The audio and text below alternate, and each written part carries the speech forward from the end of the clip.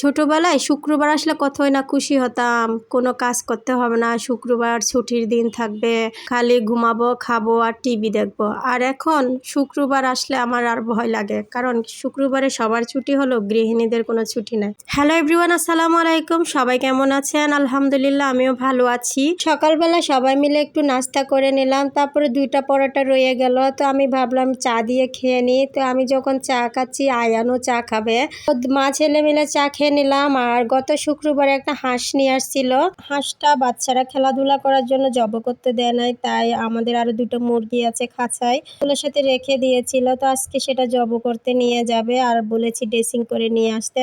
সপ্তাহখানেক ধরে একটু বিজি ছিল অফিসের কাজে, তাই বাজার করতে পারে নাই। তো বাজার সবকিছু শেষ হয়ে গেছে, চাল ডাল থেকে সবকিছু।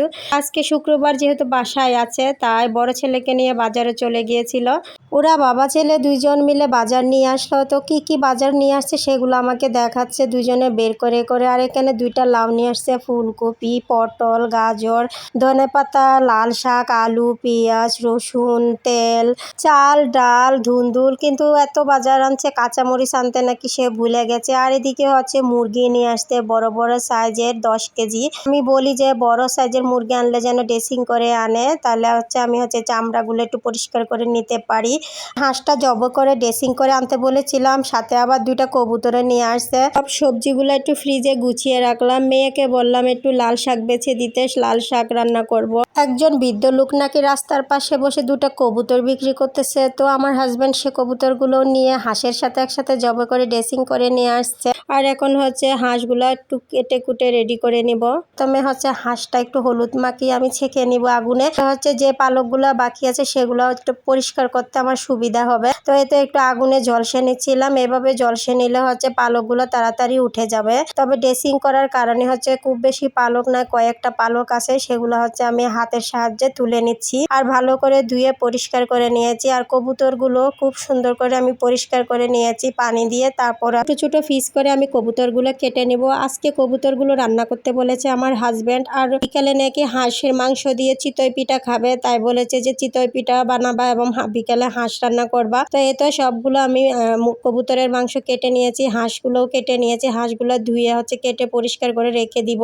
যেহেতু দুপুরে সবাই ভাত খাবো, সেজন্য আগের দুপুরে রান্না বান্নার প্রস্তুতি নিয়েছি। সবকিছু বাজার সাজার গুছিয়ে রান্না বান্না করতে একদম দেরি হয়ে গেছে, আজান দিয়ে দিছে। মেয়েকে বলেছিলাম একটু লাল শাক কেটে দিতে, সে এখনো সেই লাল শাক নিয়ে বসে আছে। তো কখন কাটবে কখন রান্না করবে, তাই ভাবলাম যেগুলো রেডি করা আছে সেগুলো রান্না করে নিই। তো কচু শাক রান্না করার জন্য ইলিশ মাছের মাথাগুলো ছোট ছোট করে কেটে নিয়েছি। আর এখন প্রথমে কবুতরটা রান্না করার জন্য পরিমাণ মতো তেল দিলাম, পেঁয়াজ, মশলা, আদা, রসুন, গরম মশলা, হলুদের গুঁড়া, জিরার গুঁড়া, কয়েকটা কাঁচামরিচ, শুকনো মরিচের গুঁড়া, লবণ দিয়ে ভালো করে মশলাটা কষিয়ে নিব।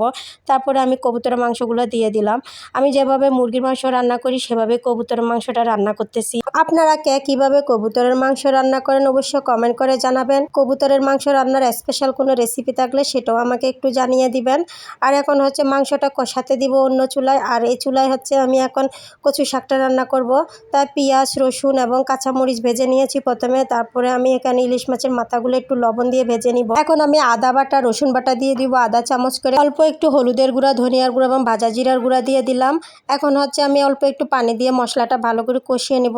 তারপরে আমি সিদ্ধ করে রাখা কচু শাকগুলো দিয়ে দিব। এগুলো দুধ কচুর ডগা, শুধু ডগাগুলো ভাপিয়ে রেখে দিয়েছিলাম। তো এই তো আমি সবগুলো মশলা একসাথে কষিয়ে তারপরে আমি কচু শাকগুলো দিয়ে দিয়েছি। এখন আমি 2-3 পিস ফ্রোজেন আম দিয়ে দিলাম, যেন একটু টক টক হয়। গলা ধরার সম্ভাবনা থাকলে সেটাও চলে যাবে। তো এই তো ঢেকে দিয়ে আমি অনেকক্ষণ কচু শাকটা রান্না করে নিয়েছি। অন্য চুলা কবুতরের মাংসটা মাঝে মাঝে একটু নেড়ে চেড়ে দিয়ে গরম পানি দিয়ে একটু আলু দিয়ে সিদ্ধ করে নামিয়ে নিলাম। এই ছিল আমাদের আজকে দুপুরবেলা রান্না বান্না। আপনাদের আমার রান্নাগুলো কেমন লেগেছে অবশ্যই কমেন্ট করে জানাবেন। সবাই ভালো থাকবেন।